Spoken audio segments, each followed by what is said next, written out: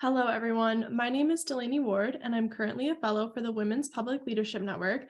And I wanted to start by thanking you for joining us today for a new segment of Tips from the Trail. For any of you joining us for the first time, Tips from the Trail is a monthly virtual program that we started this year to highlight women leaders and to ask them to share their insights from the campaign trail with our women. Today, I'm joined by Ellie Hockenbury. Ellie is the California Republican Party's Deputy Executive Director and Communications Director. She has more than 15 years of experience in politics and political communications in the state and national level. I am so honored that she's here today to tell me a little bit about her journey as a woman in politics. Ellie, could you start by telling us a little bit more about yourself and your journey and how you got here today? Absolutely, Delaney. Thanks so much for taking the time to chat with me. I think this is such an important issue and something that I wish I'd had more access to coming up in the campaign world. So as you mentioned, it's something I've been involved in for over 15 years now, starting in college, starting with internships, and really just steadily moving into campaign world along the way. And I've had some really exciting opportunities at the state level, at the national level, at the local level that I've been really blessed to have along the way. So I'm excited to get to talk about my experience a little bit more. I know I've been lucky to have great mentors along my experience, and anything I can offer to others, I'm always happy to. That's amazing. So you said you got into this originally like when you were in college, which I am in college right now too. So I'm kind of also getting into this world as well. I was wondering if there's anything specific that got you first interested in politics.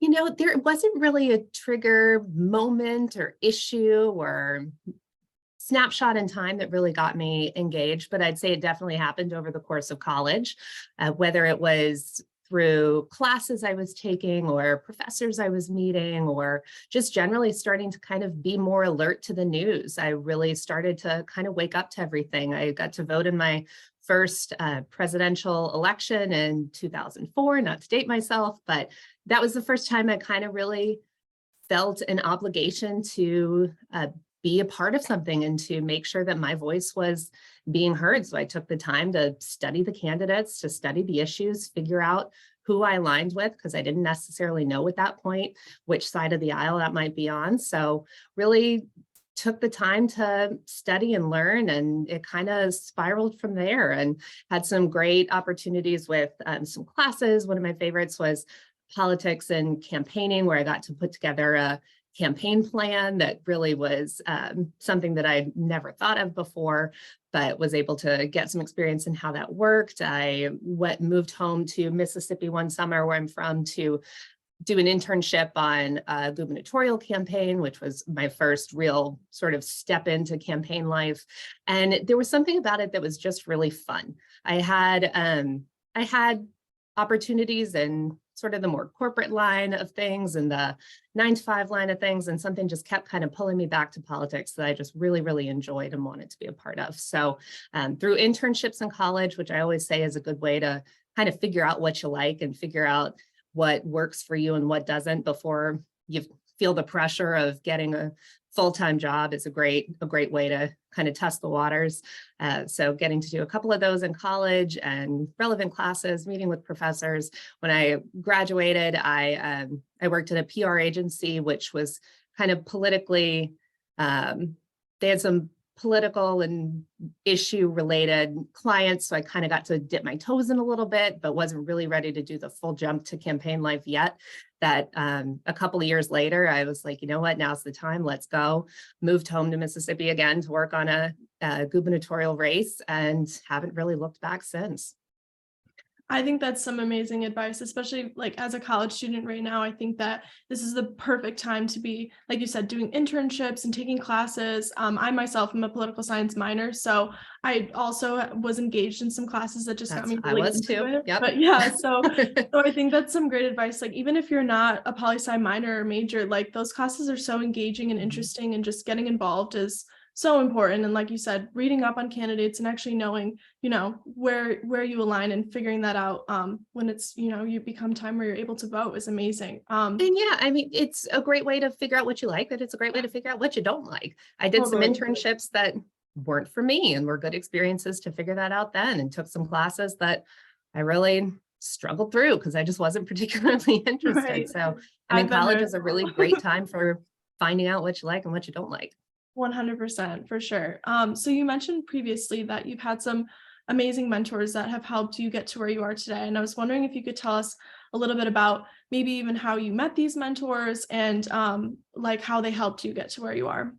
Sure. So first off, I'm lucky to have had experience working for the party at the national level and at the state level, which through both of those experiences, I got to work for and currently work for incredible chairwomen, which is really exciting as a woman in politics to get to work under Ronna McDaniel at the national party, Jessica Milan Patterson at the state party, who've really been trailblazers and leaders for political campaigning and for women who are up and coming. So it's been great to get to learn from some of the best at the highest levels of political campaigning. I know I keep coming back to college, but I had one professor named Dan Schnurr, who was a former political operative turned college professor who's been a mentor to me since I was in his class many years ago, and still is today. I still call him when I need advice and I'm looking for what to do next and all of that. He had a great philosophy when I was in his class of,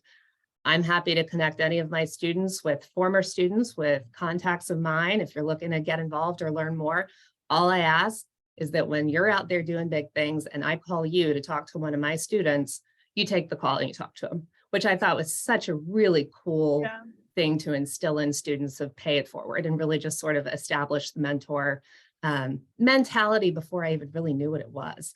And I've held up my end of the bargain. He's sent some students my way over the years who I'm always happy to talk to because that I just think it's the right thing to do. It's such a niche industry that not everybody really understands how it works or how to get involved or what to do. So if there's anything you can do to pay it forward, been lucky to have people who've done that for me, and I'm always happy to do that for others. Yeah, definitely. And it sounds like you've had some really amazing people that have like helped you along the way. So that's really encouraging to hear. And I think that it's also really great advice to be, if you're currently in college, be thinking about, which professors are inspiring to you and starting to connect with them. That's what I'm trying to do right now, as someone who's about to graduate, like making sure I keep those connections going. So it's amazing that you've kept those going post-college, like for a while. So that's awesome. So getting into your current experience now, campaign and political work is obviously not very easy at all, but it also can be very rewarding. Can you tell us what's kept you in this world and how you got to basically your current position today? So what I love about campaign life is that no 2 days are the same.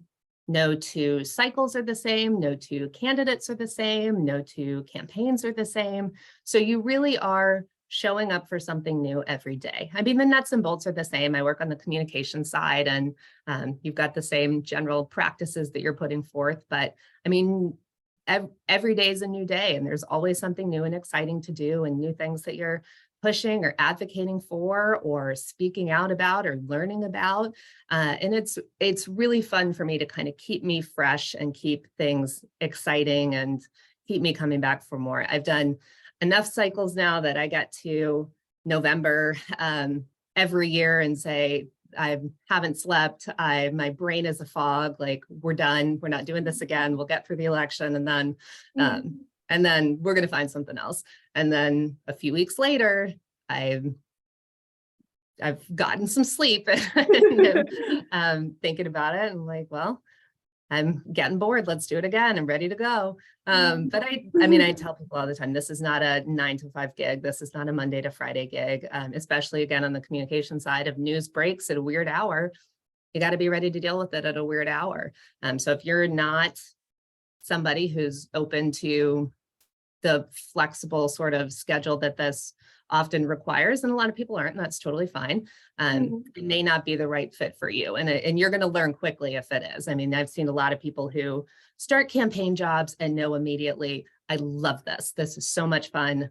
I can't wait for this cycle to keep going and probably continue to do it after that. I was one of those people, but a lot of people start and hate it. It's not for them. And that is totally fine too. Sometimes you got to try things to figure out what you like and what you don't like. But I think in campaign world, you're going to find out pretty quickly which side you fall on. How I got into my current gig, I'm lucky that I went to college out in California. Then I moved around for different campaigns for a long time and got a former colleague called me about coming back out to California and helping out the effort out here, and had always planned to come back with my husband and our daughter. And so was thrilled to get the opportunity to say goodbye to DC and get back out to California and keep doing what I'm doing out here. For sure. And it sounds like it's really a passion that you have found, and like almost like a calling that you followed. So that's really cool. And I think it's great advice for anybody who's interested. What you said about, you'll know if it's for you or if it's not for you. But I think what's amazing about that is like you just tried and you figured it out. And I think that's really, really good advice for anybody who's interested in politics. So kind of on a different note, what tricks have helped you manage the negativity that I think is often so felt and on the political spectrum? And are there any tips you can give on this topic? Yeah, this is a tough one because especially in the last couple of years, I mean, I've seen this really shift a lot just in my 15-ish years doing this. I've seen it. A lot more people are invested. A lot more people are paying attention, which is great. But on the flip side of that, a lot more people are so personally invested that it gets that they don't always see the other side. I have friends, I have colleagues on both sides of the aisle who are so ingrained in what they think it's hard to kind of see outside of that. And on the communication side, especially, you're more of a public face who's doing interviews and going on the record. And so you kind of open yourself to a lot of criticism from people who don't necessarily think what you do. And that's tough. And it can be tough to kind of get used to, but you kind of got to just, I hate to say, have thick skin, but kind of, especially on the communication side, you kind of have to. You're going to get some negative comments. You're going to get some people tweeting at you, and they're just never going to agree with what you say, no matter what it is. And that's tough, but you kind of just got to know who you are, know what you stand for, know what you believe, no matter which side of the aisle, again, that is, and be comfortable in knowing who you are and knowing that. A couple other things I've done, as I've mentioned, I have a great partner, my husband, and we have a wonderful 3-year-old daughter, one on the way. And we try and kind of shut it down sometimes. I mean, he comes from this world too. And so we could talk about politics until we're blue in the face, but we try when we're spending time with our daughter to shut it down and be present with each other and with our family and not bring work and politics and all of that into it. And in the same grade, I have friends who I've been friends with for years who will never agree with me on anything politically. And I don't necessarily find a ton of common ground with their political beliefs, and that's okay. And so if you surround yourself with people who know you for you and who you know them for them, it doesn't have to be so negative and take it in such a bad direction. So just surround yourself with good people, stay grounded in knowing who you are, and try not to take it too personally. But I mean, it's tough. You're absolutely right. Yeah. No, I think that's great advice. I mean, especially in today's world where, like you said, there's so much on social media. It's just feels constant. So I think that's great advice to keep people that you know are your people close to you and that have your back, even if they don't necessarily share the same political views. As you said, I think that's actually really awesome to be able to still have conversations not about politics and keep those relationships with those people. So that's awesome to hear that you have that as well. Yeah, and social media was in its infancy when I started out, so it's very much so a different right. world It's today. Everywhere now. I mean, it's everywhere and everything. I mean, it's how we're connecting with good people and today. yeah, I mean, there's a lot of great things about that. You can reach more people are engaged, more people are paying attention. That's wonderful. But I mean, there's always obviously the flip side of that too. Right, for sure. So I think that being a woman in politics comes with its own set of challenges, even beyond like this negativity that we're talking about. But can you tell us a little bit about your experience as a woman leading such a high profile state party? I'm very lucky, as I mentioned, that I've gotten to work with incredible women from the chairwoman at the national party to the state party, who've always made a point to help other women. At our state party right now, 80% of the director level, senior level staff are women. So it's never something that I've felt as much as that women are a minority in this. I know in a lot of fields they might be, but I'm lucky to have not had that experience as much where I feel that, especially on communication side. For whatever reason, it seems there's a lot more women in Mhm. that field than you might see in some other lanes you can take in campaigning. So I've been lucky in that respect, but I mean, I think a lot of it is just making sure you're paying it forward. I mean, as I've said, I've had women who've helped bring me up in my career, and I try to make sure I'm always doing the same for others, whether it's just meeting young women who want to grab a coffee and hear more about what I'm doing, whether it's surrounding myself with them on the campaign trail and in careers and working for great women candidates, just making sure you're always being mindful of what you can do to help lift other women up and assist them in their own career goals and paths. Yeah, which is so amazing that you have that mentality, and I think that's so important because I think there's a little bit of a narrative of, women kind of pitting each other against other women, and it's actually so amazing to hear that, in your daily life you're surrounded by women and you're encouraged and uplifted by them, and it's kind of the opposite story. So that's really encouraging to hear, and I'm happy that that's been your experience. So obviously you've said so many inspiring things today, and I'm sure that you've inspired some people watching to continue into maybe the campaign world. So I was wondering if you have any tips for these women who are watching today to how to start out and get into that campaign world. So a couple things I always tell people is never be afraid to say yes. It is hard in this industry, there are only going to be so many opportunities where you live. You may live in a swing state like Florida or Pennsylvania or Iowa, where there's always going to be key races up to the presidential level and everywhere on the ballot below that.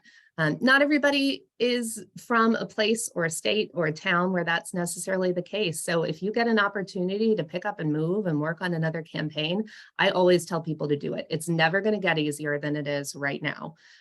You will get older, you'll get more friends, you'll get more connected to where you are, you could get married, you could have a family. It's never going to be easier to pick up and go than it is right now. I did that in my young to mid 20s, picked up and moved to some place. I moved to Colorado for a race where I'd been once in my life and didn't know anybody. And it was terrifying. And it was one of the greatest decisions I ever made. I made some of my greatest friends that I've made in campaigning. I had some of the best experiences that I've had in campaigning. And it really kind of jump-started my career, was just saying yes. So it can be scary and there's a million reasons to say no, but I just always encourage people, if you can, say yes, because it's never going to get easier than it is right now. And remember that relationships matter. Good work is rewarded. Good work is noticed when you're doing a good job. And I've been fortunate to have an experience where every job or every campaign I've worked on has led to the next one. And those come from people I've interacted with or engaged with or worked with along the way who've thought I've done a good job and have called me and wanted me to come back, or I may know somebody at this campaign or wherever that I want to get involved with. So I already have that relationship and can reach out to them. So always be mindful that you're being watched, people are paying attention, and if you do a good job, it'll pay off. It's been a really long time since I've gotten a job by sending in a resume and getting a cold call to come in and interview for something. It always comes from those previous relationships. And so I just really encourage people to be mindful of that and take advantage of it. It's a kind of small and insular industry and can be really great if you're building those relationships to take you to the next level.